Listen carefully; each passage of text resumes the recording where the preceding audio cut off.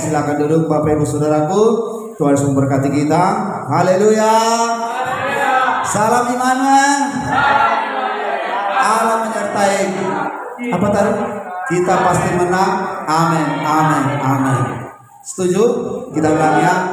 Salam Immanuel. Allah menyertai kita. Kita pasti menang. Amin. Amin. Amin. Beri tepuk tangan yang meriah bagi Tuhan. Haleluya. Puji Tuhan Bapak Ibu Saudaraku. Hari ini kita lagi masuk dalam perikop yang sama firman Tuhan. Pada minggu yang lalu, iman membawa kita lebih dekat kepada Tuhan. Saudara yang dikasih Tuhan, memang modal kita untuk datang kepada Tuhan bukanlah uang. Bukanlah saudara kasih Tuhan harta. Tapi modal kita datang kepada Tuhan adalah yaitu iman. Kenapa harus iman? Karena memang inilah dasar kita untuk datang kepada Tuhan. Tidak ada yang lain. Saudara dikasih Tuhan, kalau ada orang datang dengan perasaannya, dengan hartanya, dengan kekayaannya, dengan kemewahannya, itu tidak berkenan kepada Tuhan. Tapi kalau mereka datang dengan iman, satu dasar yang sudah ditetapkan oleh Tuhan kepada umatnya, yaitu iman bagi saya dan saudara. Amin. Iman itu harus bertumbuh. Tidak mungkin saudaraku iman itu tidak berkembang. Apapun yang namanya kehidupan pasti harus wajib ada namanya pertumbuhan. Setiap ada kehidupan berarti ujung-ujungnya adalah ada kemajuan, ada pertumbuhan, ada perkembangan, ada hasil. Itulah yang disebut kehidupan. Tapi kalau di dalam kematian tidak ada namanya saudaraku satu proses pertumbuhan. Dan hari ini Bapak Ibu Saudaraku, kita akan lihat bagaimana seorang yaitu Raja Asa, yang hari ini kita akan bahas saudara secara detail. Bagaimana sikap Raja Asa ketika dia dinasehati, bahkan ketika dia diberikan satu pandangan ke dari seorang nabi, karena itu adalah utusan Allah, maka apa respon dia? Kita lihat di dalam saudara kasih Tuhan, firman Tuhan hari ini 2 Tawarik 15 ayat 16. 2 Tawarik 16 ayat 10 ayat 12 itu maksud saya. Mari kita buka firman Tuhan.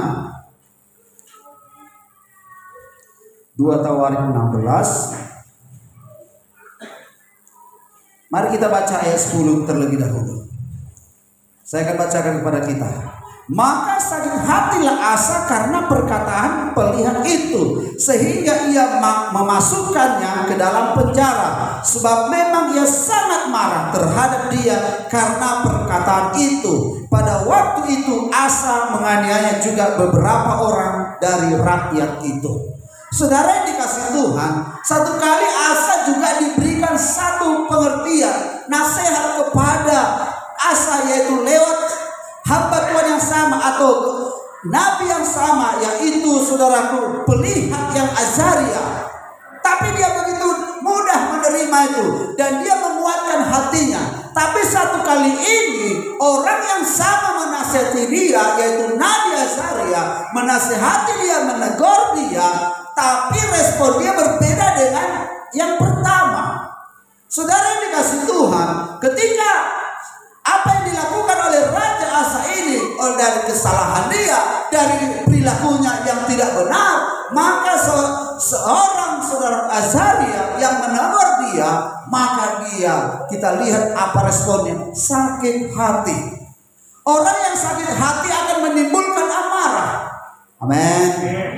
Setiap orang sakit hati pasti ada respon marah. Mungkin bisa emosi yang terlihat atau emosi yang terpendam. Tapi ini pun yang manapun ini, respon yang terpendam atau respon yang langsung spontan marah, itu akan tetap ada efek yang tidak baik. Lalu apa yang harus sebenarnya dilakukan seorang Raja Asa ini?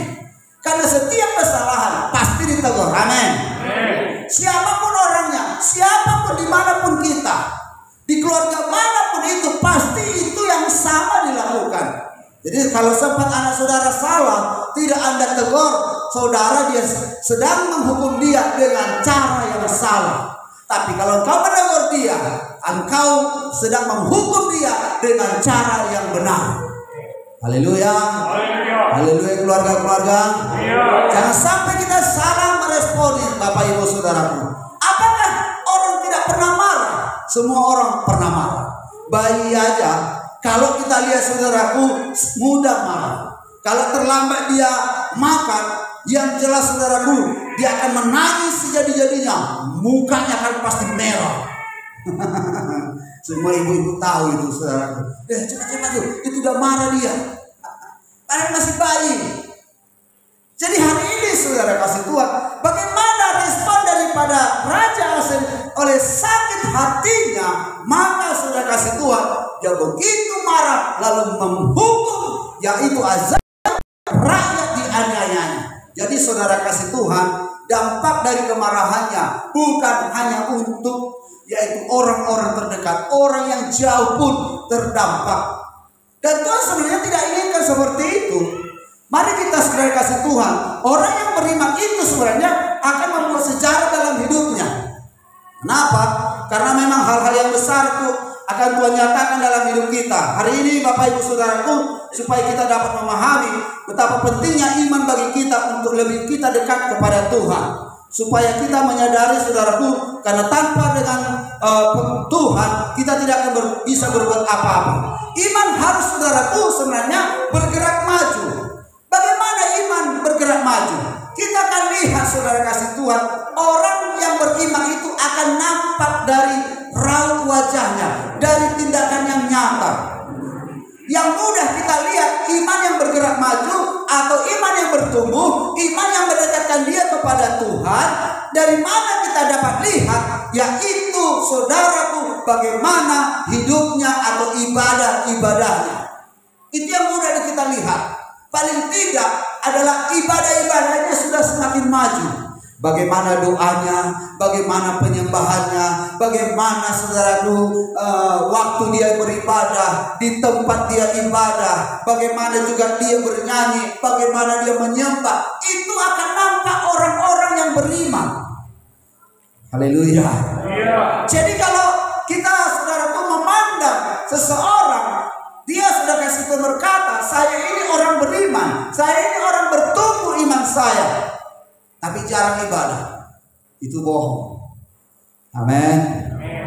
Dan hari ini sudah kasih Tuhan, supaya dapat kita pahami bagaimana ketentuan Tuhan, memang kita harus beribadah. Karena memang Tuhan berkata, kamu harus beribadah kepadaku, supaya aku memberkati roti makananmu dan air minumanmu. Karena pertobatan itu saudara kasih Tuhan dengan iman akan kita membawa kita lebih dekat kepada Tuhan. Kalau seandainya Raja Asa tadi menyadari kesalahannya dan dosa yang dilakukannya, tindakannya yang salah, maka dia akan bertobat dan dia berkata, iya saya sudah salah. Tapi orang yang bersalah susah untuk mengakui. Betul nggak? Iya. Siapapun orangnya itu, tidak ada kita saudaraku yang bersalah mengaku salah. Itu respon yang pertama jarang. Tapi kalau kita mengaku kesalahan kita, artinya di situ ada namanya pertobatan. Amin. Karena tanpa saudara kasih pertobatan, kita tidak akan bisa mendekat kepada Tuhan. Kita tidak akan bisa menyembah. Kita tidak akan bisa bersekutu dengan Tuhan. Hati kita akan gersang, jiwa kita akan tertekan, hati kita akan gelisah. Jadi saudaraku, respon yang pertama seharusnya orang yang berbuat salah yaitu bertobat. Karena Tuhan rindu bertobat saudara. Saya rindu, Tuhan rindu saya bertobat dengan sungguh-sungguh. Siapapun kita hari ini Bapak Ibu Saudaraku, apapun bagaimanapun keadaan kita, pertobatan ini memang terus harus kita kerjakan. Ayat 12 kita lihat saudaraku. Kemudian Asa mendapat ayat 12 ya. Pada tahun ke-39 pemerintahan Raja Asa menderita sakit pada kakinya yang kemudian menjadi semakin parah. Namun dalam kesakitannya itu ia tidak mencari pertolongan Tuhan, tetapi pertolongan tabib-tabib. Ini juga orang yang tadi tidak bertobat. Kalau dia bertobat, lalu saudaraku, Tuhan tidak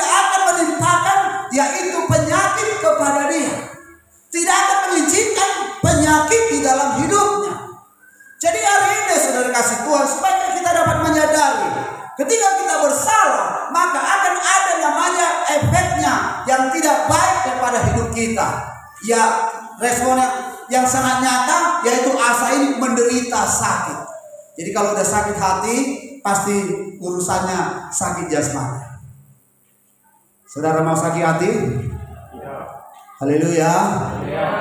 Saya panggil dulu 2 orang di sini. Nanti saya akan buat satu pilihan. Satu Bapak Boas, satu lagi Bapak Lestari. Mari maju dulu Pak. Ayo dengan cepat supaya waktu kita lebih singkat. Iya, hadap-hadapan aja. Iya, hadap-hadapannya. Pertama sama Bapak dulu. Bapak mana lebih suka, dibenci atau membenci?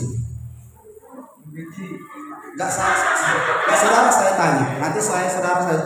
Ayo, mana Bapak maui, inginkan, dibenci atau membenci? Dibenci, yakin itu Pak? Nanti kalau dibenci ibu nggak Bapak bisa mengaku.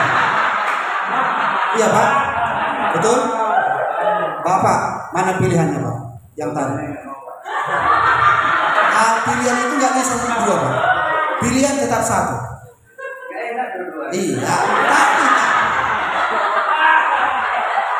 mana yang Bapak pilih? Saya kasih pilihan. Memang nggak ada. Mana yang Bapak pilih? Tadi dibenci atau membenci? Iya.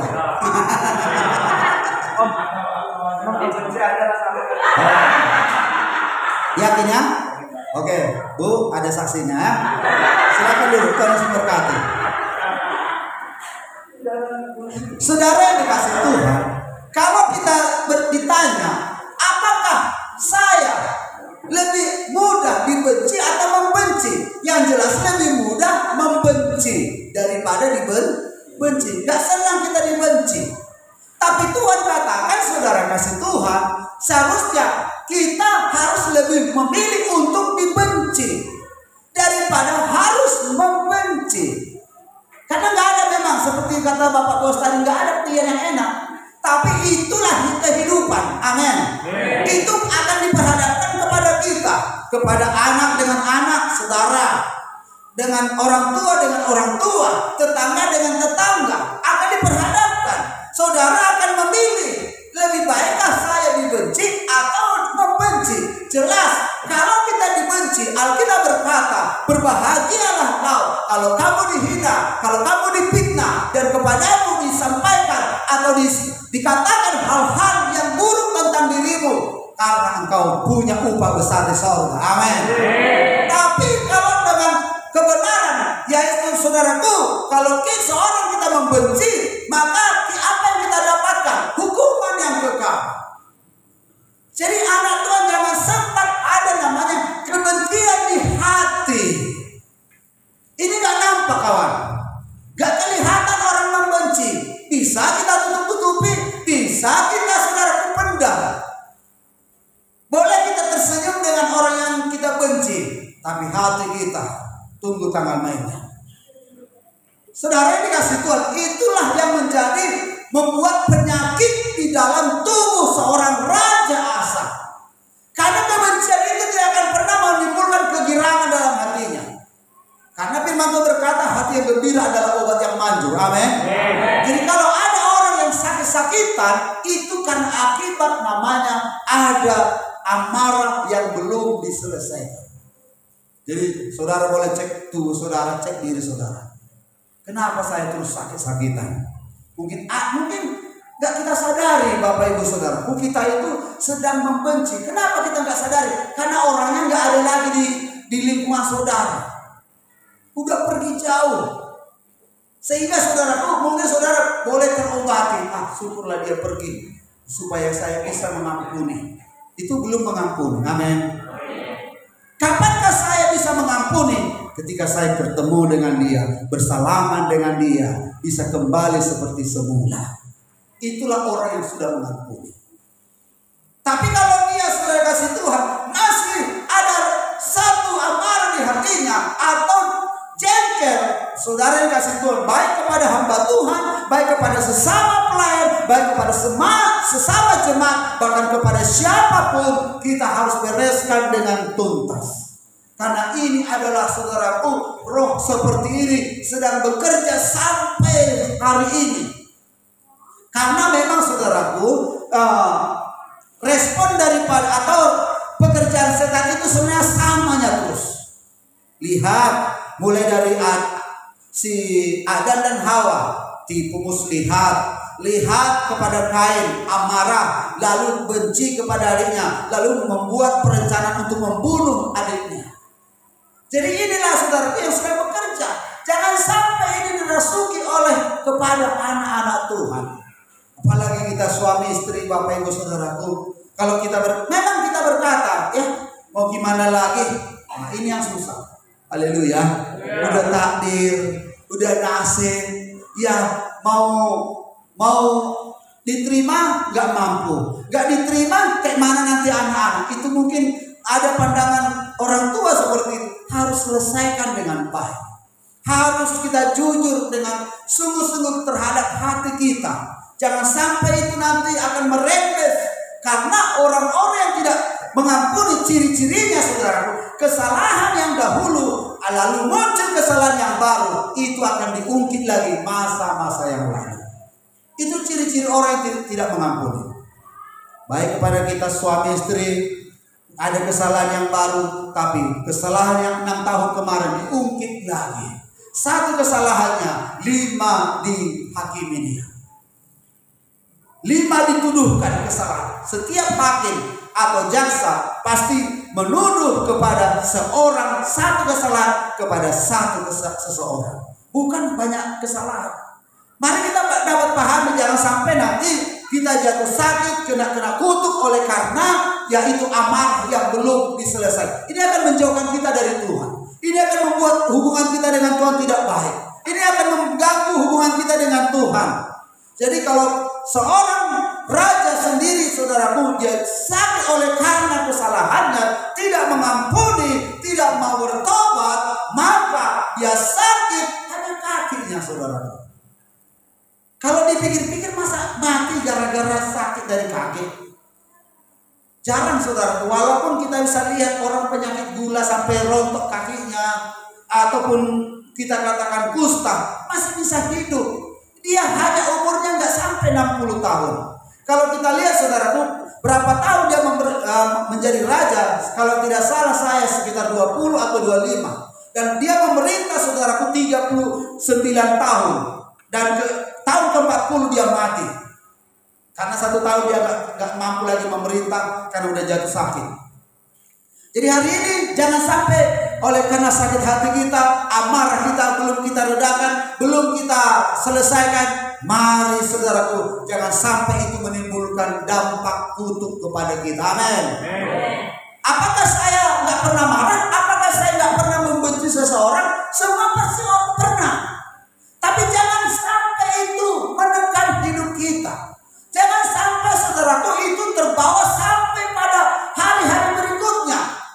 Karena saudaraku, kalau kita menyadari kesalahan hari ini, cukuplah hari ini. Jangan lagi besok diungkit lagi, besok kita renungkan lagi, besok kita pikirkan lagi. Karena ini saudaraku begitu kejam orang-orang yang namanya marah ini. Dan hari ini saudaraku, kita sudah tahu kesalahan daripada Raja Asa ini.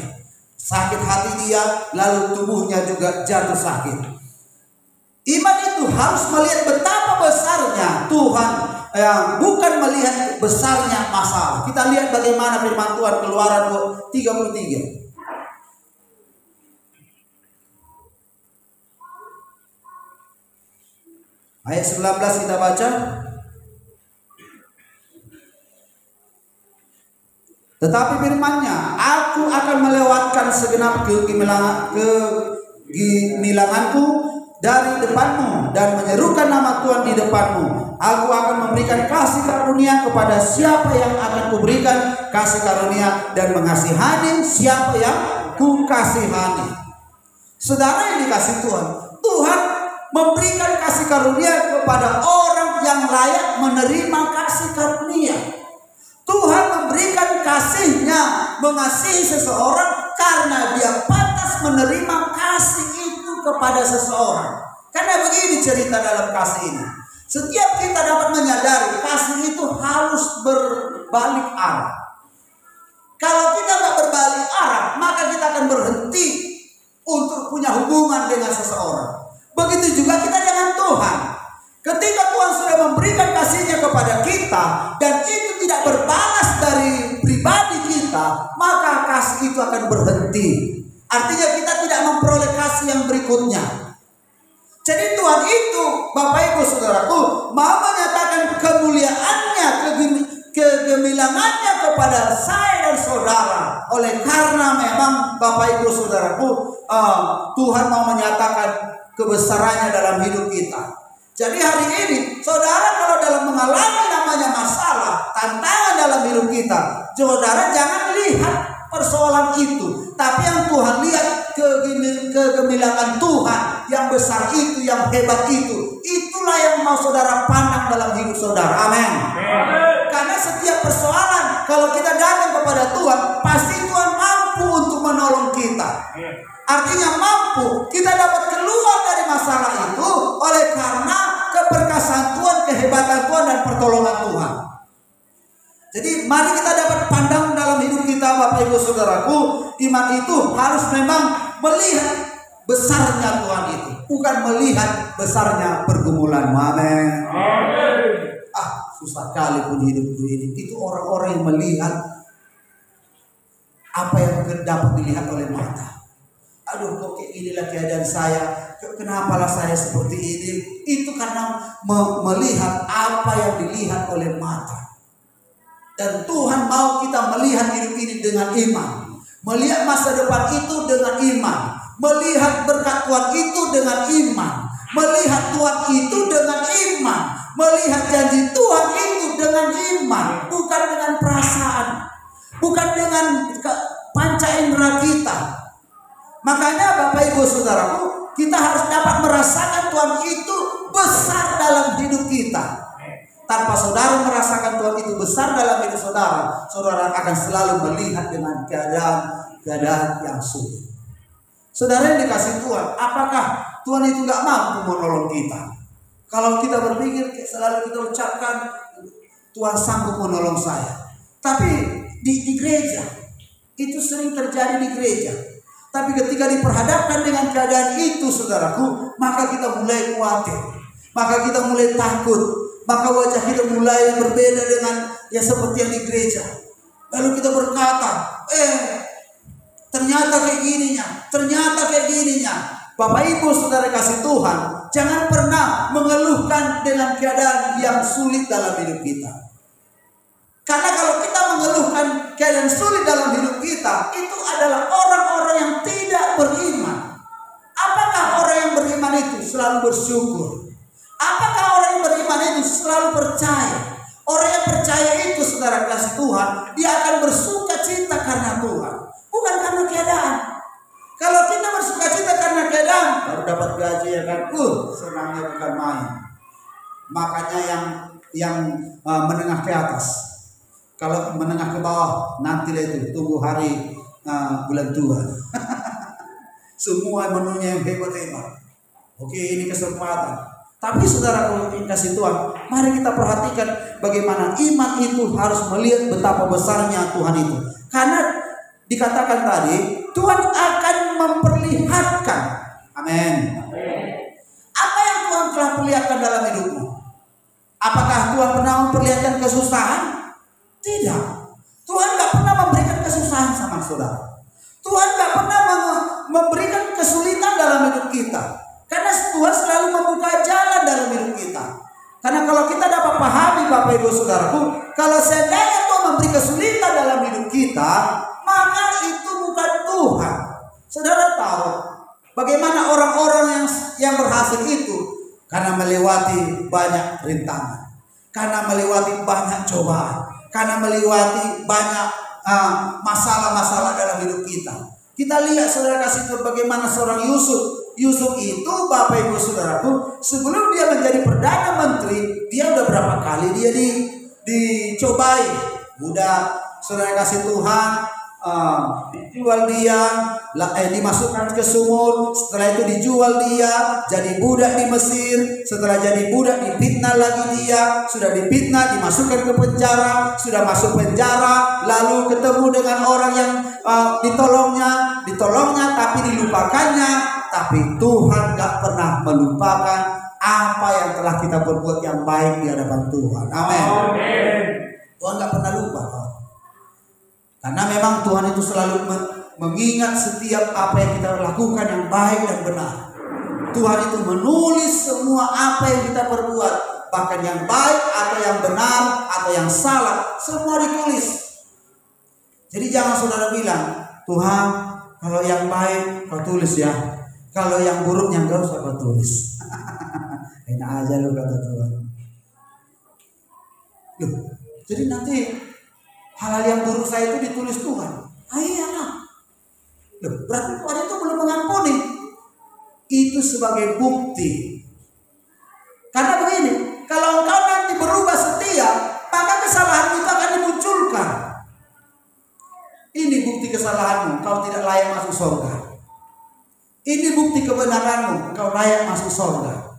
Jadi kita tidak dapat lagi menuntut, kita tidak dapat lagi saudara kasih Tuhan argumen dengan Tuhan, berkata, Tuhan kenapa saya masuk ini, kenapa saya ke sini, kenapa upahku seperti ini, kenapa yang saya dapatkan seperti ini, padahal saya sudah begini. Saudara yang dikasih Tuhan, disitulah Tuhan membuktikan kebenarannya. Jadi hari ini Bapak Ibu Saudaraku, apakah kita bisa melihat betapa besarnya Tuhan itu? Amin. Saudara harus lihat itu. Jangan lihat kesusahanmu. Saudara harus bekerja di terik panas hari. Aduh Tuhan, ya gak bisanya kau buat tiang awan untuk menutupi matahari ini. Saudara yang Tuhan kasih hikmat, buat tenda kata Tuhan. Haleluya. Aduh panas sekali. Aku di dalam perjalanan naik motor ini, berdoa kau supaya dapat mobil. Haleluya. Begitu cara Tuhan. Jangan suruh matahari berhenti. Tuhan janganlah berhenti matahari ini. Janganlah bersinar matahari ini. Saudara tidak bisa. Itu Tuhan tidak bisa lakukan. Yang saudara lakukan apa? Lihat apa yang akan saudara terima dari Tuhan ketika engkau dalam kesulitan itu. Sebenarnya begini Bapak Ibu Saudara. Dalam kehidupan kita yang sulit, disitulah sebenarnya ditumbuhkan iman kita kepada Tuhan. Kalau tidak ada, sama seperti ini. Saudara makan di dalam keluarga, lalu saudara mau makan, ternyata gak ada bokoan untuk cuci tangan, sehingga kau berpikir besok beli. Betul?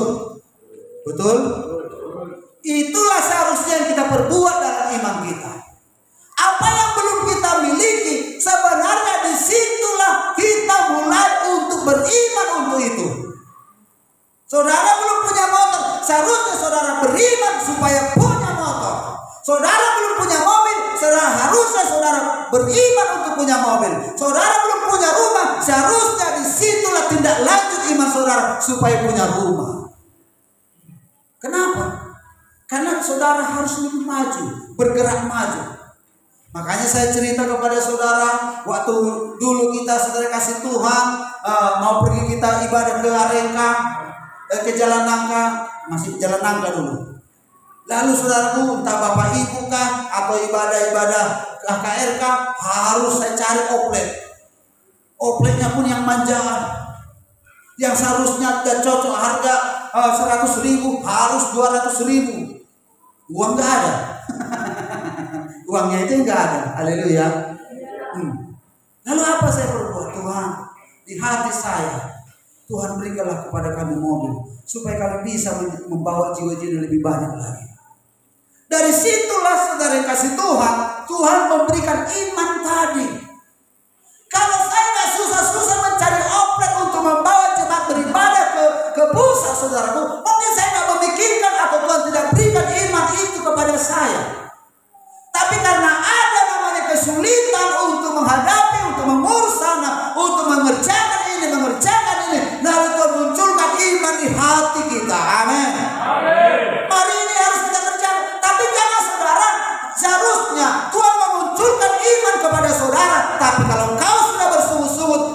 mengeluh, hilang semua itu. Takkan terjadi apa-apa. Jadi makanya Bapak Ibu Saudaraku, dalam kesulitan itu seharusnya saudara harus mendapatkan imannya Tuhan. Sehingga dari situ engkau boleh bergumul, berdoa kepada Tuhan. Lalu itu Tuhan taruhkan satu kesempatan untuk saudara memperoleh janji Tuhan. Haleluya. Sama seperti dulu waktu saya di Medan. Saya bekerja narik beca, badan kecil, lebih kecil daripada si Yunus itu, lebih kecil.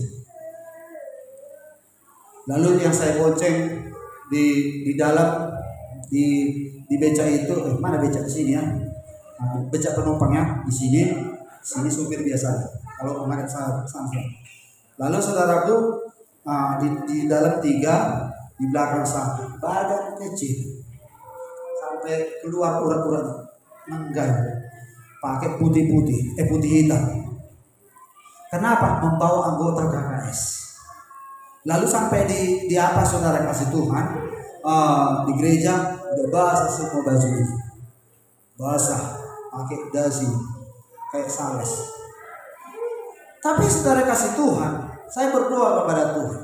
Bahkan juga ketika udah bekerja pagi, siang, nggak banyak lah, makan pun susah. Lalu Tuhan taruhkan kepada di hati saya, Tuhan gantilah pekerjaan saya ini. Jadi ternyata Bapak Ibu Saudaraku, dalam kesulitan itu Tuhan memberi kesempatan untuk kita beriman satu hal yang lebih baik lagi. Amin. Itulah yang seharusnya kita perbuat.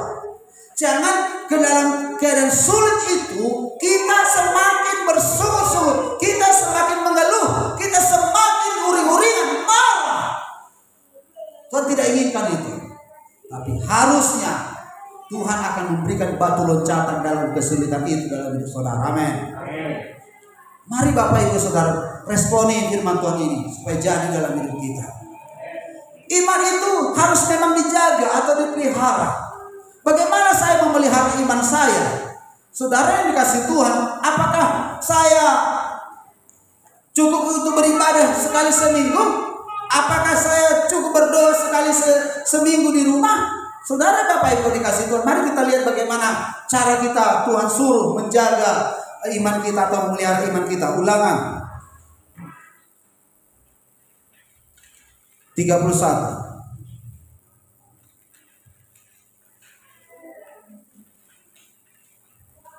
Mari kita baca ayat 7.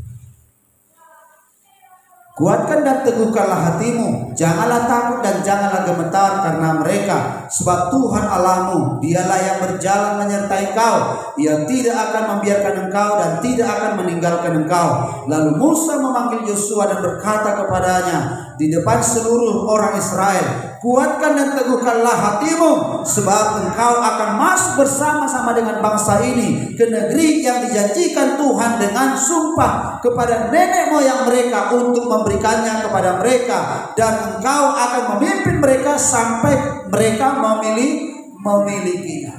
Untuk memiliki janji Tuhan itu, Tuhan suruh kita, Tuhan tekankan kepada kita untuk memelihara iman kita. Mari saudara harus namanya menguatkan hati, meneguhkan hati. Bagaimana namanya menguatkan hati? Menguatkan itu karena kita sedang mengalami namanya keadaan sulit. Itu namanya menguatkan hati. Ya, Tuhan kuatkan saya untuk menghadapinya, untuk dapat menyelesaikannya, untuk dapat menuntaskannya. Itu artinya menguatkan hati terhadap firman Tuhan, terhadap janji Tuhan. Kita harus menguatkan hati. Kalau nggak tawar hati kita, mudahkah manusia tawar hati? Mudah sekali. Kita lihat orang Israel, saudaraku, Tuhan sendiri menilai orang Israel begini. Sebab hari ini kau bersuka cita karena melihat mujizatku, melihat kuasaku. Lalu ketika mereka melihat keadaan yang sulit, mereka bersungut-sungut, mereka mengeluh, mereka marah. Jadi apalah respon orang Israel, saudara kasih Tuhan, sehingga mereka nggak sampai ke tanah Kanaan, sehingga banyak yang mati di padang gurun.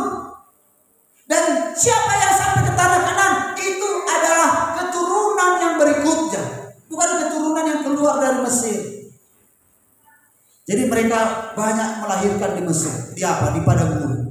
Ya bayangkan saudara 40 tahun. Haleluya. Udah satu generasi. Dan hari ini mari kita dapat pahami tuh supaya kita menguatkan hati kita. Karena kita ini ada beban yang harus kita pikul. Ada tanggung jawab yang akan kita kerjakan. Supaya kita menguatkan hati. Tuhan berbicara kepada Yosua, kuatkan dan teguhkanlah hatimu. Karena engkaulah yang akan membawa bangsa ini. Saudara yang dikasih Tuhan, sudah berkali-kali saya tawar hati melihat umat Tuhan. Mulai dari dulu. Gak usah jauh-jauh, saya mau cerita langsung. Udah kami kelilingi di seluruh kulim ini. Udah kami kelilingi kemana-mana, ketemu dengan suku kita. Lalu saudara kasih Tuhan, bahkan saya cerita kepada Bapak Puas kemarin.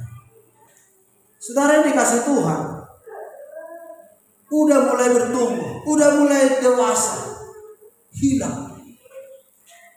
Gara-gara apa? Masalah kecil. Yang sakit hati lah, yang menikah lah, yang kurang diberkati Tuhan lah. Padahal udah banyak jerih payah kita korbankan untuk mereka. Semua sudah dikerahkan. Mobil sudah dikerahkan, motor sudah dikerahkan, uang sudah dikerahkan, keringat sudah dikerahkan. Yang jatuh pun sudah dikerahkan, rusak motor pun sudah dikerahkan. Pernahkah saya tawar hati? Pernah. Lalu saya bilang sama Tuhan, Tuhan gak mau lagi aku nginjirin orang itu. Haleluya. Itu dulu, belum PW, masih PKS. Gak mau lagi aku Tuhan. Tapi ketika saya berdoa saudaraku, saya gak tahan hati saya. Lalu Tuhan berikan satu seperti yang tadi, bagaimana Musa. Tuhan tunjukkan kegemilangannya. Lalu hati saya begitu kuat lagi. Lalu saya diberikan Tuhan lagi hati yang mengasihi, hati yang mau untuk berkorban, hati yang untuk mau berjuang. Lalu Tuhan berikan semangat yang baru. Dari situlah saudaraku, dari keadaan yang sulit tadi saya bangkit lagi. Jadi makanya Bapak Ibu Saudara kasih Tuhan, supaya kita memang menguatkan hati kita. Kerap kali kita lihat anak kita, aduh kayak mana anakku ini, kayak mananya nanti ini, kayak mana nanti masa depannya ini. Jadi apanya nanti kalau kayak gini dia. Saudara yang dikasih Tuhan, kita jangan tawar hati melihat anak-anak kita.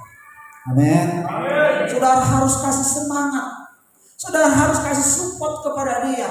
Walaupun sepertinya gak diresponinya, gak ditanggapinya, so itu tetap bagian kita memberikan support, bukan meremehkan dia, merendahkan dia, menghukum dia dengan perkataan-perkataan kita. Tapi kita harus kasih support. Itulah sebagai kita anak-anak Tuhan. Karena saudara kasih Tuhan, Tuhan itu sebenarnya terus-menerus melatih kita. Jadi kita itu sedang dilatih. Katakan, saya sedang dilatih Tuhan. Tuhan melatih kita dengan keadaan yang sulit, bukan keadaan yang happy, bukan keadaan yang sudah beres semuanya. Tuhan melatih kita seperti itu. Makanya di dalam berita iman kita ada seorang saudaraku, guru kumpu, dan guru kumpu ini pengen mencari seorang murid yang setia kepadanya, yang taat kepadanya. Lalu ketemulah orangnya. Lalu muridnya ini disuruh, kamu dari sini setiap pagi jalan, lari, lalu sampai kepada tujuan itu gunung, ada bukit, ada di situ batu. Batu itu kau dorong setiap hari dari hitungan 1 sampai 10 dan 1 sampai 120. Jadi tiap pagi dia mendorong batu itu. Ya kalau kita anak Tuhan, dalam nama Yesus. Haleluya. Tapi anak Tuhan gak ada tukang kumpu. Amin. Ini hanya ilustrasi. Haleluya. Berarti bisa dong jadi saya jadi seorang atlet kumpu. Oh nanti saudara tinju orang tua saudara, bahaya lagi. Jadi yang seorang pelatih kumpu ini memberikan instruksi, kamu harus berjalan dan berlari menempuh jarak sampai ke bukit itu, dari rumah ke bukit. Lalu itu tiap hari dikerjakan. Dan ketika kau sampai di bukit itu ada sebuah batu, doronglah batu besar itu dan dorong. Saudara yang dikasih Tuhan, itu dilakukannya sampai berbulan-bulan. Lalu seorang anak kumpu ini, anak latihnya ini berpikir, aku gagal. Haleluya. Karena memang kita selalu melihat hasil, tidak melihat dengan iman, tidak melihat, saudaraku, apa bukti daripada apa yang telah kita kerjakan. Artinya apa hasilnya, dampaknya. Kerap kali Tuhan memberkati kita, belum tentu dapat kita lihat semuanya. Banyak hal Tuhan berkati, gak mampu kita menghitung berkat-berkat Tuhan dalam hidup kita. Lalu dia mengadukan perkaranya kepada gurunya. Guru, aku sudah melakukan berbulan-bulan ini, tapi batu itu belum bergeser. Haleluya. Karena dia berpikir, kenapa kalau saya disuruh untuk mendorong berarti harus bergeser dia. Saudara, kamu harus terus dorong itu namanya batu dengan kuda-kuda tepat dengan kakimu, dibuat posisinya, saudaraku, lalu dibuat dia dengan tenaga sehingga dia bisa mendorong batu itu. Lalu dia sudah berbulan-bulan dilakukannya. Kayaknya apalah maksudnya ini? Batu ini tak bisa bergeser. Walaupun 10 orang kan tak akan mungkin tergeser ini. Tapi dia setia tetap mendorongnya. Dia setia tetap berjalan. Dia setia, saudaraku, patuh. Sehingga dia mengadukan perkaranya. Apanya? Saya ini sudah gagal, guru. Saya nggak bisa menggeser batu itu. Karena saya tidak mampu. Berarti saya sudah gagal jadi anak muridnya. Saudara yang dikasih Tuhan, guru kumpu itu berkata, saya kan tidak menyuruh engkau menggeser batu itu, tapi saya menyuruh untuk mendorong batu itu. Supaya kamu tahu, ketika kamu mendorong batu itu, maka otot-otot tanganmu, otot-otot dadamu, otot-otot kakimu sudah berkembang lebih baik, sudah berkembang dengan maju. Karena kekuatan untuk melawan musuh harus punya persiapan yang matang dalam hidup kita. Amin. Lalu dia berpikir, oh iya ya, dilihat bodinya udah jauh berbeda. Enggak lagi, saudaraku, kurus kering, enggak nampak ototnya, hanya tinggal tulang tadi. Tapi setelah dia lakukan, mulai, saudaraku, ada ototnya. Mulai berdagu, kalau kata orang sini, nih berdagu. Jadi itu sering gambaran kita, Bapak Ibu. Aku udah ibadah, kenapa masih seperti ini ya saya? Kenapa ekonomi saya masih sama? Aku udah banyak perpuluhan, kenapa saya belum begitu nampak signifikan berkatku dari apa yang telah saya perbuat? Aku sudah berkorban, gereja ini sudah kami bangun bersama, tapi kenapa berkatku masih begini-begini terus? Saudara, Bapak Ibu dikasih Tuhan, banyak cara Tuhan untuk memberkati saudara. Amin. Bukan harus kita lihat langsung itu sehingga, oh iya ya, Tuhan sudah berkati saya. Jadi itulah satu ilustrasi tadi. Berkat Tuhan itu bukan harus kita lihat, tapi sebenarnya ketika kita melakukan semuanya itu, kita ibadah, kita berdoa, kita melayani, kita menginjil, kita mengunjungi, kita jemput jiwa, kita berkorban, itu mengumpulkan sebuah berkat yang akan datang. Mungkin kita akan boleh menerimanya, ataukah itu harus keturunan kita. Haleluya. Tahukah saudara, siapakah yang melanjutkan, yaitu keturunan Abraham? Ishak. Saudara lihat bagaimana Ishak itu, dia gak ada perjuangan imannya seperti yaitu Abraham. Siapa yang selanjutnya? Yakub. Apakah Yakub itu perjuangan imannya begitu hebat seperti Abraham? Tidak. Abraham itu udah berpindah dari tempat ke tempat lain, yaitu dia orang kaya yang dari dulunya dari tanah Ur-Kasdim, saudara kasih Tuhan, sampai dia di perantauan membangun kemah. Bayangkan saudaraku, hal itu dapat terjadi, saudara lama. Orang tua saya kayanya, tapi saya di perantauan ini jadi orang miskin. Tapi kalau kau sudah menetapkan hati untuk merantau, amin. Haleluya. Jangan sedikit-sedikit, kalau gagal pulang aku, kalau gagal balik aku. Itu dulu paling sering saya dengarkan. Sekarang ini udah agak reda. Haleluya. Iya, kalau itu dulu 5 tahun lalu, 10 tahun lalu, asal dia nggak sukses di Pekanbaru, ya balik. Nggak sukses di Pekanbaru, balik. Itu aja pandangannya, ya balik. Nggak cocok di sini, pindah. Nah, kalau itu masih ada. Nggak cocok dengan bos saya, ya pindah saya. Nggak cocok, nilai keuntungan di sini, ya pindah saya. Nggak dipikirkannya betapa ruginya waktu dia dan bagaimana banyaknya tersita berkat dia ketika dia harus pindah. Ya, harus beradaptasi lagi kan, harus lagi memulai lagi. Yang seharusnya tadi dia sudah membakar 3 kali, di sini baru memulai lagi. Bayangkan terus memulai.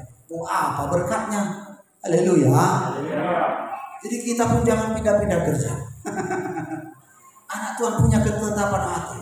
Makanya kalau sebelum kau bekerja, minta doa sama Tuhan. Tuhan, ininya maksudmu saya harus kerjakan. Kalau damai sejahtera kau, kalau sukacita kau, udah itulah kata Tuhan. Tapi ketika kau mengalami benturan masalah, kuatkan hatimu seperti apa yang telah Tuhan katakan. Amin. Hari ini mari kita dapat pahami berkat itu, saudaraku, bukan harus kita lihat langsung di kasat mata kita. Karena memang Tuhan sedang melatih kita dan Tuhan sudah bekerja dalam hidup kita. Jangan kita pernah mengatur waktunya Tuhan. Kita nggak bisa mengatur Tuhan, kawan. Pernahkah saudara mengatur bos saudara? Saudara bekerja? Enggak kan? Saudara yang diaturnya. Ini pembagiannya. 15 untukku sama kau 85%. 30 untukku sama kau 70%. Dia ngatur. Mau kau? Ya. Mau kerjakan? Enggak, ya udah aku cari yang lain. Kerja begini. Begitu saudaraku. Tuhan nggak pernah diatur karena Dia yang mengatur. Sebab bagaimana kalau Tuhan mengatur lalu kita mengatur lagi? Akan terjadi kekacauan. Jadi hari ini mari kita, saudara kasih Tuhan, jangan pernah atur dengan waktu Tuhan. Jangan saudara berkata, Tuhan aku udah begini Tuhan. Tuhan aku udah begini. Mananya janjimu, mananya berkatmu. Sabar. Amin. Tuhan memberkati Abraham dengan berkat keturunan 25 tahun. Tuhan memberkati, saudara kasih Tuhan, menggenapkan janjinya kepada Ishak. Dan dia menabur, dan waktu kekeringan, waktu semuanya tidak cocok di hati manusia. Ya, pada waktu itu kemarau, tapi Tuhan suruh menabur. Tidak cocok dengan logika manusia. Tuhan memberkati, saudara kasih Tuhan, seorang Hana dengan berkat keturunan karena satu nazar yang diberikan kepada Tuhan. Tuhan, kalau kau berikan aku anak, aku akan memberikan itu kepadamu. Kita, saudara kasih Tuhan, Tuhan begitu cepat respon dengan hal itu. Tapi ingat, janji harus ditepati. Amin. Saya pernah ingat, saudaraku, saya berjanji sama Tuhan. Tuhan, nanti kalau kami beli motor satu lagi, ini gereja. Tapi saudaraku, udah kami beli motor satu lagi, masih kami tahan. Itulah dulu smash, kalau saudara masih ingat. Bukan main poli ya. Jadi waktu itu, saudaraku, memang kami berikan juga ke gereja, dipakai si Intan. Dipakai ke gereja, bawa jiwa terus. Tapi ingat, namanya memberi langsung kepada orangnya atau kepada tertentu, bukan hanya dipakai. Lalu ketika saya berikan itu dan jin saudara kasih Tuhan, haleluya, baru saya ingat, oh iya, ini janji Tuhan, janji saya sama Tuhan, saya sudah salah. Baru dengan itu kita beli Shogun apa kemarin itu, yang besar kemarin itu, haleluya. Itulah saya tepati najar saya. Jadi anak Tuhan harus menepati najar, amin. Baru Tuhan akan percaya sama kita. Karena Tuhan melatih kita, saudaraku, dari waktu ke waktu. agar kita melihat terjadinya dalam setiap janji Tuhan dari waktu ke waktu. Jadi saudara dikasih Tuhan, jangan saudara menabur hari langsung berharap langsung menuai, tidak ada itu. Ada waktunya Tuhan bagi kita. Kalau kita memang saudara kasih Tuhan dalam segala hal yang kita hadapi, mungkin saudaraku kita sudah berjuang. Kalau memang saya atau kita harus melewati namanya padang gurun, ya berjalanlah. Jangan saudara berkata, kenapa jalannya padang gurun Tuhan? Kenapa enggak aspal? Haleluya. Kenapa susah hidupku Tuhan? Kau bilang diberkati. Saudara perhatikan bagaimana orang-orang yang beriman itu, baik Yusuf, baik itu orang-orang yang lain, Bapak Ibu saudara kasih Tuhan, mereka setia dalam apa yang ditentukan Tuhan. Dan memang waktunya Tuhan itu begitu nyata. Lalu dia waktunya Tuhan angkat dia, Tuhan promosikan dia. Ya kalau memang saya harus menyeberangi sungai, ya seberangilah. Karena memang Tuhan berkata, orang yang Tuhan memperhadapkan kepada kita, kita harus menyeberangi sungai-sungai. Engkau tidak dihanyutkan. Amin. Lalu kalau kita harus berjalan melewati lembah kegelapan, ya jalani aja. Karena Tuhan sedang melatih kita di sana. Orang yang dilatih itu gak mudah, gak enak. Makanya kemarin ditunjukkan Ibu Amir. Inilah anak kita Pak. Kurus sekali. Haleluya. Dulunya di sini bodyguard, bisa dibawa ke mall untuk jadi bodyguard, saudaraku. Orang pasti takut. Sana udah tinggal kurus kan. Itulah namanya dilatih. Jadi gak mudah. Jangan kita berkata, aku mau dilatih Tuhan. Oh, dilatih itu apa? Makan, minum. Itu bukan dilatih kawan. Jadi saudara harus siap dilatih Tuhan. Karena itulah yang membawa kita untuk dekat kepada Tuhan. Amin. Karena tanpa itu Bapak Ibu Saudara, kita tidak mungkin dilatihnya. Kita tidak akan terlatih. Dan kalau saya harus melewati perapian, teroboslah.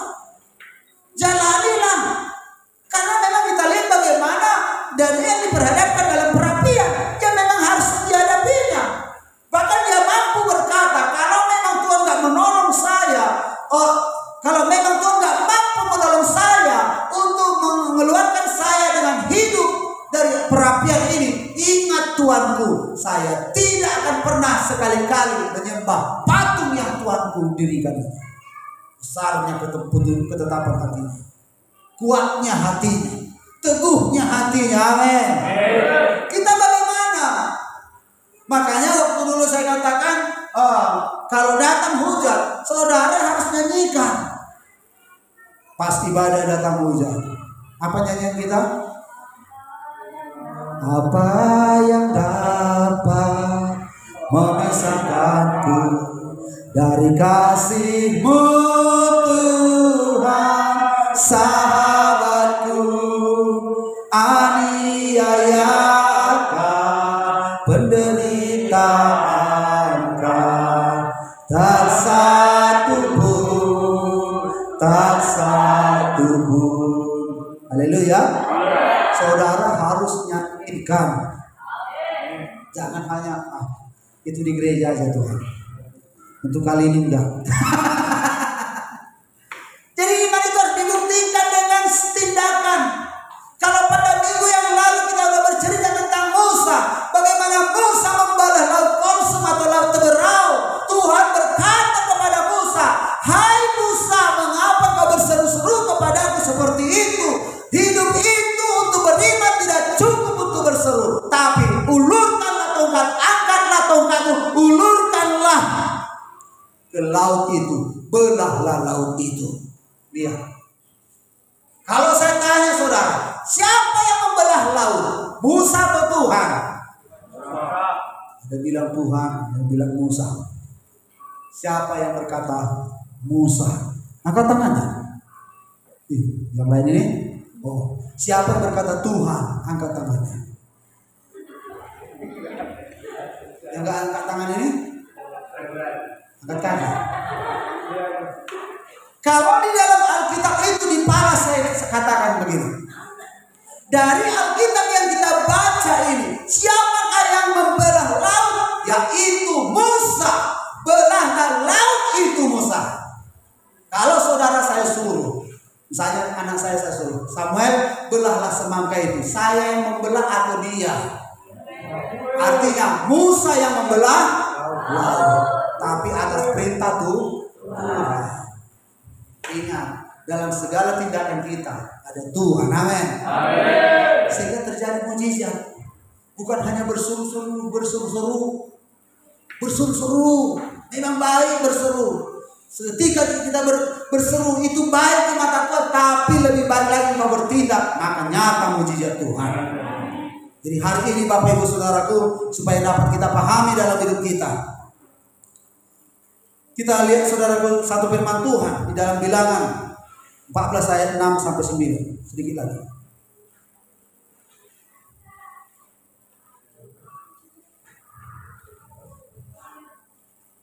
Kita boleh bergantian ayat 6 sampai 9. Tetapi Yosua bin Nun dan Kaleb bin Yefune yang termasuk orang-orang yang telah meminta negeri itu mengoyakkan pakaiannya. Berkata kepada umat Israel, negeri yang akan kami dimintakan adalah luar biasa baiknya. Jika Tuhan berkenan kepada kita, maka Ia akan membawa kita masuk ke negeri itu dan akan memberikan kepada kita suatu negeri yang berlimpah-limpah susu dan madunya. Hanya jangan memberontak kepada Allah dan jangan taat pada bangsa negeri itu, sebab mereka akan dikalahkan habis. Yang melindungi mereka sudah menjelaskan mereka, sedang Tuhan menyertai kita. Janganlah takut kepada mereka. Iya. Perhatikan bagaimana dalam keadaan susahkah mereka saudaraku saat itu. Betul.